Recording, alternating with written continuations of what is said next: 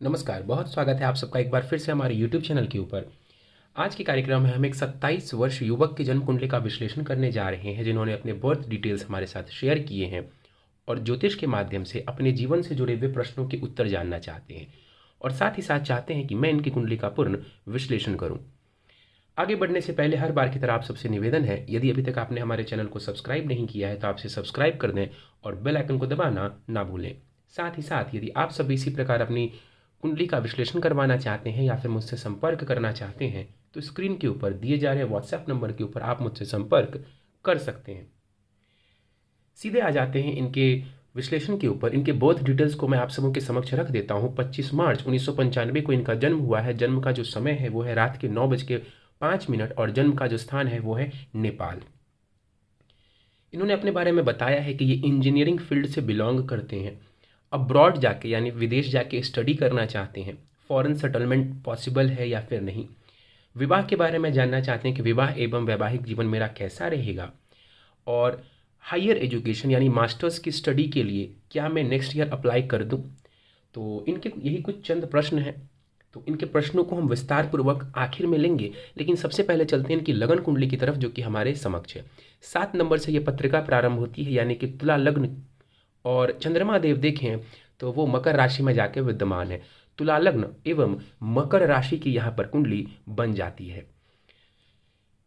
लगन में समझेंगे तो राहु देव 12 डिग्री के साथ विराजमान है। तुला राशि में राहु यहाँ पर बैठे हुए हैं। पंचम, सप्तम एवं नवम भाव के ऊपर राहु की दृष्टियों का प्रभाव रहेगा। देखिए, लगन में राहु यहाँ पर बैठा हुआ है, शुक्र की राशि में बैठा हुआ है, तो जीवन में जो कामनाएं होंगी, जो इच्छाएं होंगी, जो डिजायर्स होंगे, वो बहुत ज़्यादा ये राहु देने वाला होगा। दिमाग बहुत ज़्यादा चलता है ऐसे लोगों का जिनका राहु लगन में हो और ऊपर से यहाँ पर शुक्र की राशि में बैठा हुआ हो। तो कामनाओं के लिए, कामनाओं की पूर्ति के लिए यहाँ पर राहु की जो चीज़ें हैं वो बढ़िया नज़र आती है। जो राहु रिजल्ट देगा उस हिसाब से वो बढ़िया है कि बड़े बड़े ख्वाब व्यक्ति को दिखाएगा। यहाँ से बैठ करके राहु पंचम भाव को देखेंगे। अब ध्यान से समझिए, कुंडली के जो 3 कारक ग्रह होते हैं, शुक्र, बुध एवं शनि, तीनों के ऊपर राहु का प्रभाव है। तो कंफ्यूज नहीं होना है, कन्फ्यूज़न में मत रहिएगा और थोड़ा सा ग्राउंडेड रह के चलेंगे। डिज़ायर्स पूरा ज़रूर होगा, लेकिन ग्राउंडेड रह के चलेंगे, कन्फ्यूज़ नहीं होंगे, तो ये आपके लिए बहुत बढ़िया है। अच्छी सोच के लिए, out of the box thinking के लिए राहु का यहाँ पर बैठना बढ़िया माना जाएगा। राहु की जो नवम दृष्टि है वो भाग्य भाव के ऊपर जाएगी। भाग्य भाव के ऊपर जो राहु की दृष्टि है वो आपको देश विदेश की यात्राएं, वहाँ पर भी लक का सपोर्ट, ये चीज़ें आपको मिलने वाली होंगी। तो एक सावधानी जो मैंने केवल बताई वो है, कंफ्यूज नहीं रहना है, निर्णय सोच समझ के लेना है। आगे बढ़ जाते हैं, बृहस्पति के ऊपर चलते हैं। बृहस्पति कुंडली के सेकंड हाउस में दूसरे भाव में बैठे हुए हैं, यहाँ पर वृश्चिक राशि में।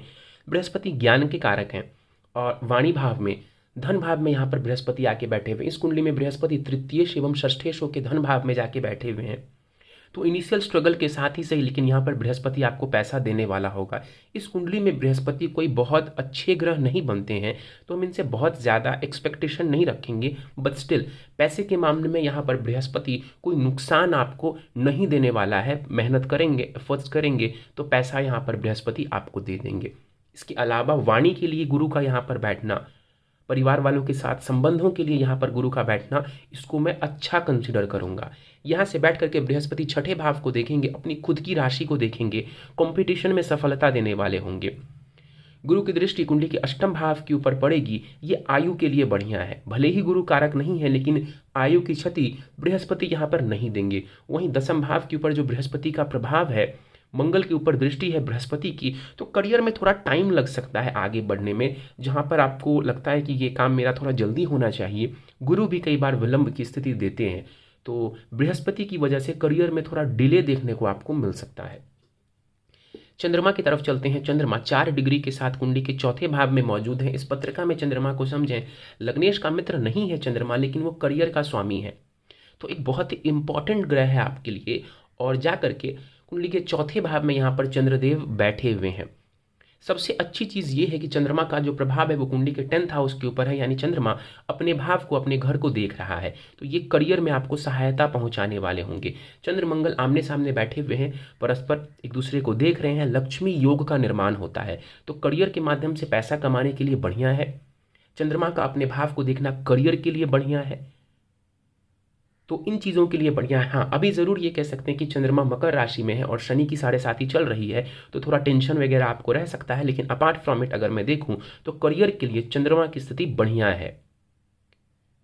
आगे बढ़ जाते हैं, कुंडली के पंचम भाव की तरफ चलते हैं। अब ध्यान से समझिएगा, आपका जो पंचम भाव है वहाँ लग्नेश, पंचमेश और भाग्येश, शुक्र, शनि एवं बुध तीनों युति बना करके बैठे हुए।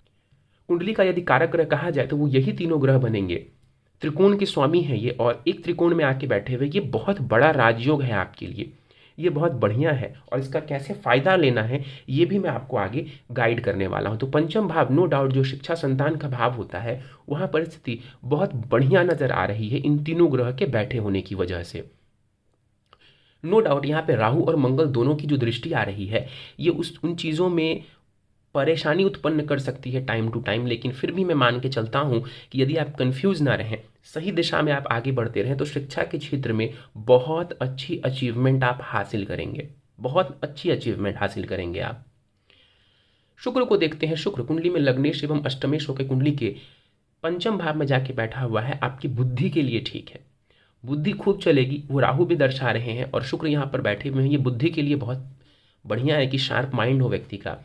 शुक्र बुध यहाँ पर बैठे हुए हैं, लक्ष्मी नारायण योग बन जाता है शुक्र बुध के यहाँ पर बैठे होने की वजह से। तो इस वजह से जीवन में बेसिक चीज़ों की कमी मैं नहीं देख रहा हूँ, यानी कि एटलीस्ट जो चीज़ें आपके लिए इंपॉर्टेंट हैं वो चीज़ें ऊपर वाले की कृपा से, या आपके पास्ट जन्म में जो आपने अच्छे कर्म किए हैं उसकी कृपा से यहाँ पर चार्ट में दिख रहा है कि वो सारी चीज़ें आपको, वो सारी सुविधाएं आपको मिल जाएंगी, एटलीस्ट जो आपके लिए बेसिक नीड है। शनि की बात कर लेते हैं। शनि यहाँ पर स्वग्रही बैठे हुए हैं, दो शुभ ग्रहों के साथ बैठे हुए हैं, तो पंचम भाव में शनि की स्थिति भी बढ़िया नजर आ रही है।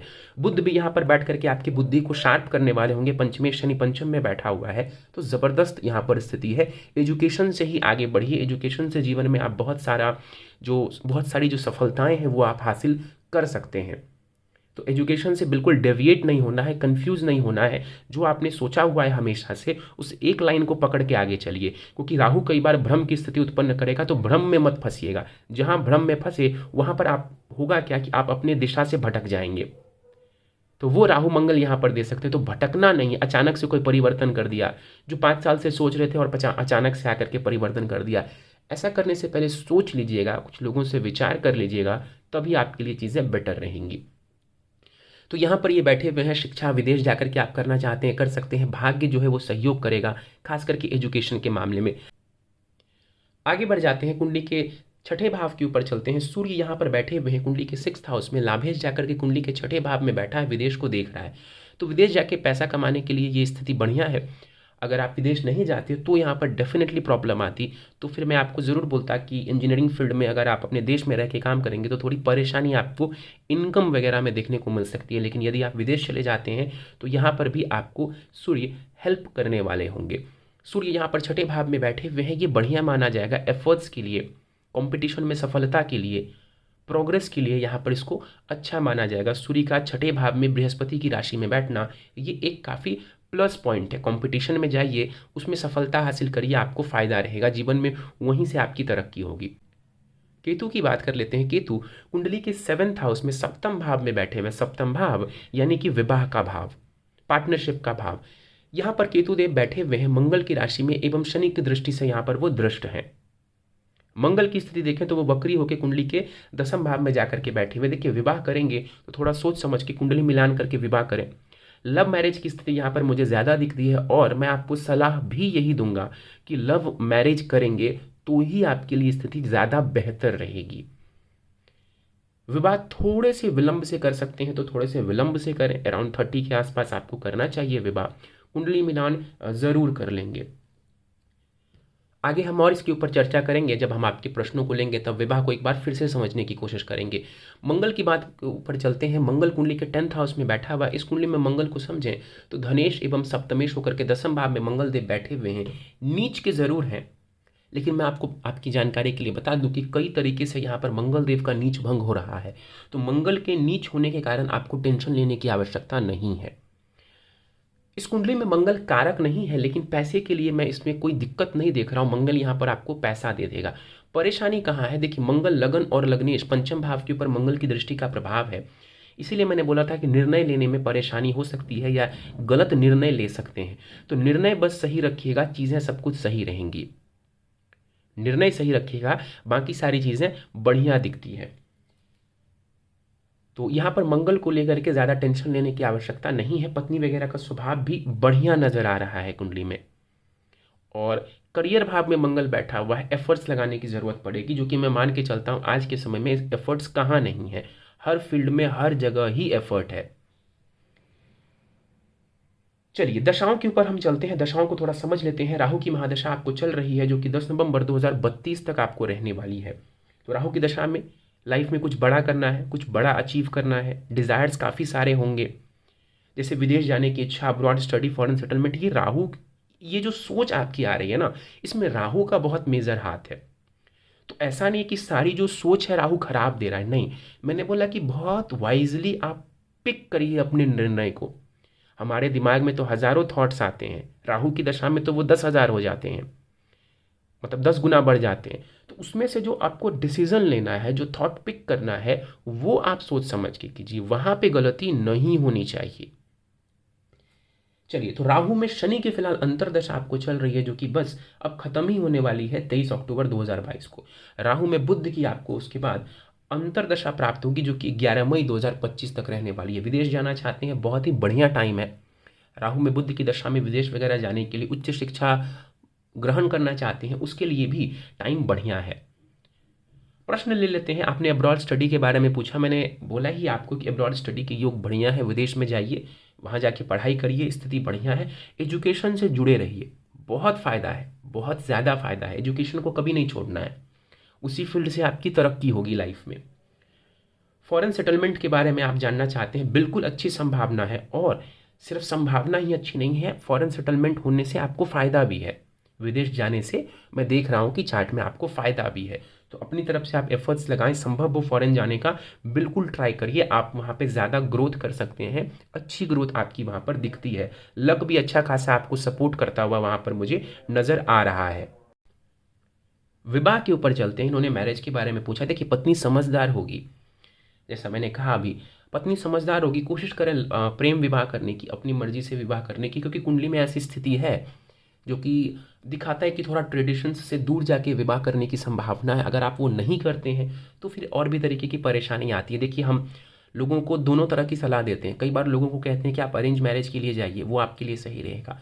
लेकिन आपको मैं कह रहा हूँ कि आप लव मैरिज, लव कम अरेंज के लिए जाइए, वो आपके लिए ज़्यादा बेटर रहेगा। पत्नी बढ़िया होंगी, लेकिन राहु केतु एक्सिस से सप्तम में कुंडली मिलान एक बार जरूर करवा लें विवाह से पूर्व। मास्टर स्टडी के लिए क्या 2023 में अप्लाई करना सही रहेगा? देखिए, मैंने जस्ट अभी थोड़ी देर पहले आपको कहा कि आपको राहु में बुध की दशा प्रारंभ हो रही है। ये बढ़िया है एजुकेशन के लिए, हायर एजुकेशन के लिए, फॉरेन जाने के लिए। ये जो समय है ये बढ़िया है, आपको अप्लाई करना चाहिए और आपको लग जाना चाहिए। तो 23 अक्टूबर 2022 से आपको ये आ रहा है बुध की जो अंतर्दशा है, तो नवंबर से दिसंबर से आप इसको अप्लाई कर सकते हैं। यानी 2023 में आप कभी भी इसको अप्लाई कर सकते हैं, 22 से भी कर सकते हैं। टाइम अच्छा दिख रहा है मास्टर्स की स्टडी के लिए। साढ़े साथी वगैरह चल रही है आपको, और मिड साढ़े साथी है, मतलब सबसे ज़्यादा प्रबल साढ़े साथी है। चंद्रमा अगर आप देखें तो मकर राशि में आपके बैठे हुए हैं, और शनि का गोचर अभी यहीं पे हो रहा है। तो इस दौरान थोड़ा बिजी रखिए अपने आप को, और अपने काम में जितना ज़्यादा आप रहेंगे, ग्रोथ उतनी ज़्यादा होगी।